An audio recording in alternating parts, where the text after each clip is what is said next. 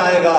اللہ اکبر، یہی قرآن مقدس ہے جو آج ہمارے گھروں کی الماریوں میں پڑا ہوا ہے اور اس پر گرد جمع ہوا ہے۔ جب کہیں محلے میں قرآن خوانی ہوتی ہے تو بچے تلاش کرتے ہوئے اس قرآن تک پہنچتے ہیں اور گرد کو جھاڑتے ہیں، اور گرد کو جھاڑنے کے بعد اس کو لے جا کے پڑھتے ہیں۔ ہے کہ نہیں؟ ہے نہیں؟ یہی صورتحال ہے۔ مسجدوں میں قرآن شریف پڑھا ہوا ہے، رسالہ ثواب والا کوئی پڑھنے والا نہیں ہے نا؟ لیکن قسم خدا کی یہ قرآن جس قدر جو قریب ہوتا گیا وہ اللہ کا عزیز ہوتا گیا، اللہ کا مقرب ہوتا گیا۔ عزیزان ملت اسلامیہ، اسلامی تاریخ کا ایک بہت مشہور واقعہ ہے۔ ابھی جو کربلا کا واقعہ گزرا ہے نا، کربلا کا واقعہ گزرا ہے، تو کون سی خلافت تھی؟ خلافت بنو امیہ۔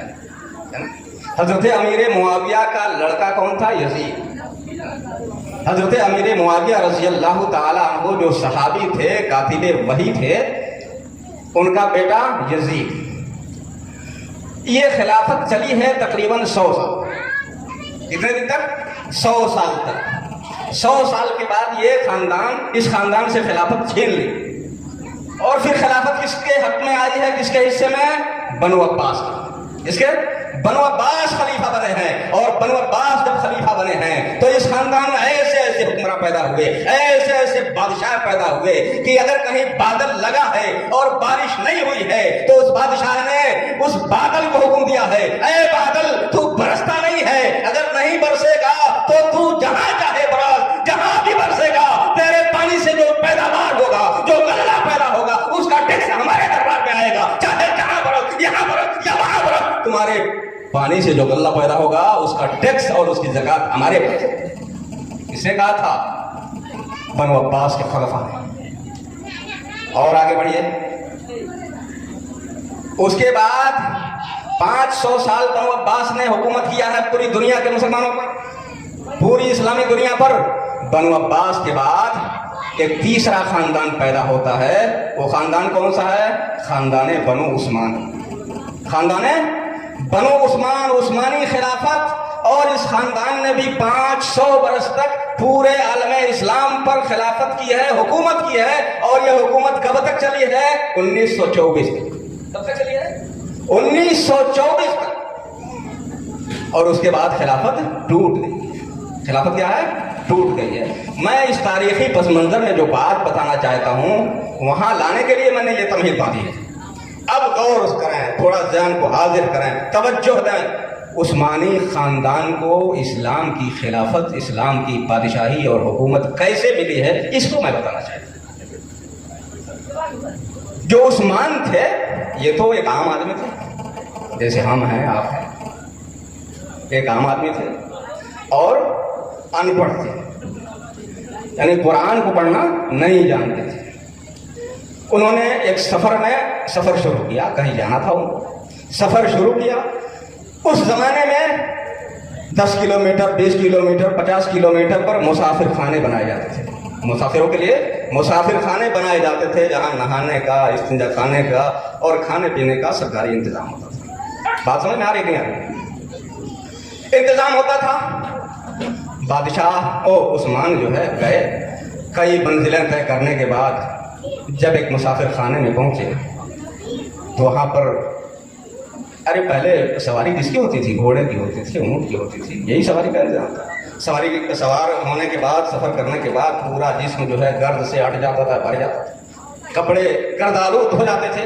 عثمان جو خاندان بنو عثمان کے جد امجد تھے، انہوں نے اس مسافر خانے میں قدم رکھا ہے، اور قدم رکھنے کے بعد جو ہے اس میں غسل کیا ہے، اور پوری طرح سے فریش ہونے کے بعد جب ایک کمرے میں وہ جاتے ہیں آرام کرنے کے لیے، سونے کے لیے، تو کیا دیکھتے ہیں؟ جب بستر استراحت پر دراز ہوتے ہیں، جب بستر پر لیٹ جاتے ہیں تو کیا دیکھتے ہیں کہ سامنے والی طاق میں اللہ کی کتاب قرآن رکھا ہوا ہے۔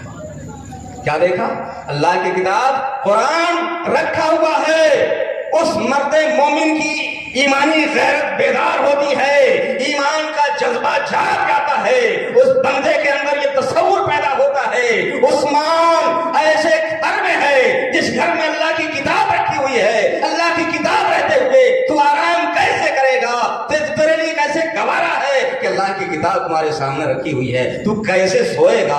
عثمان کے اندر یہ تصور پیدا ہوتا ہے، فوراً بستر سے اٹھ جاتے ہیں، بیٹھ جاتے ہیں اور سوچتے ہیں کیوں نہ ہو یہ پوری رات میں اللہ کی کتاب کو دیکھنے میں گزار دوں، اللہ کی کتاب کو دیکھنے میں گزار دوں۔ پڑھ تو نہیں سکتا ہوں لیکن قرآن مقدس کو اپنے ہاتھوں سے چھو سکتا ہوں، اپنی آنکھوں سے دیکھ سکتا ہوں، اتنا تو کر سکتا ہوں، قرآن کے پاروں کے ایک ایک سطر پر انگلی تو پھیر سکتا ہوں۔ اللہ اکبر! قرآن اللہ کی ایسی کتاب ہے جس کا دیکھنا بھی عبادت ہے، جس کا چھونا بھی عبادت ہے، جس کا پڑھنا بھی عبادت ہے۔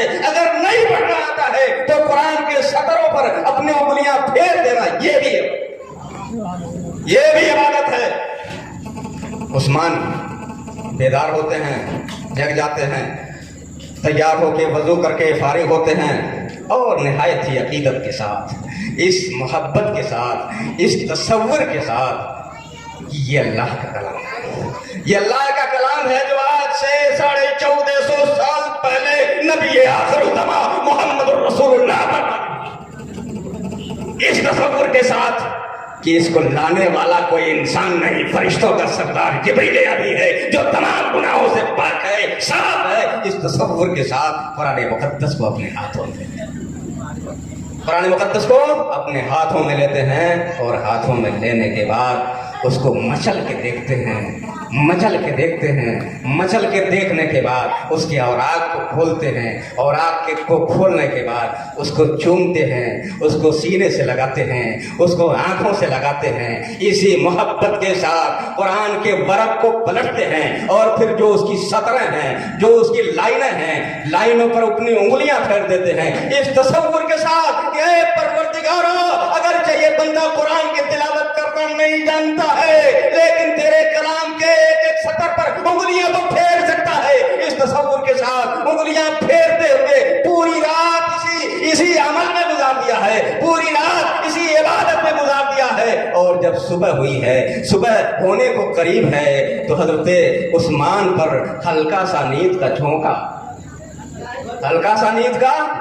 آتا ہے، اونگ آتی ہے اور فوراً بستر پر گرتے ہیں، لیٹ جاتے ہیں اور لیٹنے کے بعد اسی دوران سرکار کی رحمت جوش میں آتی ہے، اللہ کے رسول کی رحمت جوش میں آتی ہے، اللہ کے رسول ان کے خواب میں جلوہ گر ہوتے ہیں۔ خوش نصیب ہے وہ مسلمان جس کے خواب میں سرکار دو جہاں تشریف لاتے ہیں اور جس کے خواب میں سرکار تشریف لاتے ہیں، قسم خدا کی اس کی دنیا بھی سمجھ جاتی ہے، دنیا بھی سمجھ جاتی ہے، آخرت بھی سمجھ جاتی ہے۔ حضرت عثمان ہے، قرآن کے اس عمل کے بعد، اس عبادت کے بعد اللہ کے رسول جلوہ گر ہوتے ہیں اور جلوہ گر ہونے کے بعد حضرت عثمان کو بشارت دیتے ہیں، اے عثمان، تیرا یہ عمل، تیرا یہ قرآن کا بوسہ دینا، تیرا یہ قرآن کا چومنا اور تیرا قرآن کا ہاتھ میں لے کر پوری رات گزار دینا، قرآن کے سطر پر اپنی انگلیوں کو پھیر دینا، اللہ کریم کو اتنا پسند آیا ہے، اتنا پسند آیا ہے کہ اللہ رب العزت نے تیرے خاندان میں اسلام کی حکمرانی سے اسلام کی بادشاہت تیرے خاندان میں عطا کر دی ہے۔ اللہ اکبر! عثمان غنی خاندان کے دادا ہیں، ان کا عمل اتنا پسند آیا کہ اس کا اجر اور اس کا بدلہ ان کے خاندان کو ہمیشہ ملتا رہا۔ کب تک؟ 500 سال تک عثمانی خاندان کے بادشاہ جو ہے پوری اسلامی دنیا پر حکومت کرتے رہے، حکومت کا تاج ان کے سر پر سجتا رہا۔ میں پوچھنا چاہتا ہوں یہ کس کی دین تھی؟ قرآن کی تعظیم کرنے کی دین تھی، قرآن سے محبت کرنے کی دین تھی، قرآن سے لو لگانے کی دین تھی اور اس تصور کے ساتھ عقیدت رکھنے کی کہ اللہ کی کتاب ہے، اللہ کی کتاب ہے، اللہ کی کتاب وہ ہے جس کی تعظیم کیا جائے، جس کو پڑھا جائے، جس کی تلاوت کی جائے اور جس کو عام کیا جائے۔ قسم خدا کی یہ اتنی بڑی نعمت ہے۔ اللہ کے رسول فرماتے ہیں کنتم خیر امت خیرکم من تعلم القرآن وعلمہ، اے لوگو تم قرآن پڑھنے والے کو تم آزاد ہو، جس نظر سے چاہو دیکھ لو، جس نظر سے چاہو دیکھ لو، چاہے حقارت سے دیکھو، چاہے نفرت سے دیکھو، چاہے محبت سے دیکھو، لیکن قرآن کہتا ہے، اللہ کے نبی کہتے ہیں خیرکم من تعلم القرآن، اے لوگو پوری امت میں سب سے بہتر وہ ہے جو قرآن پڑھتا ہے، جو قرآن پڑھا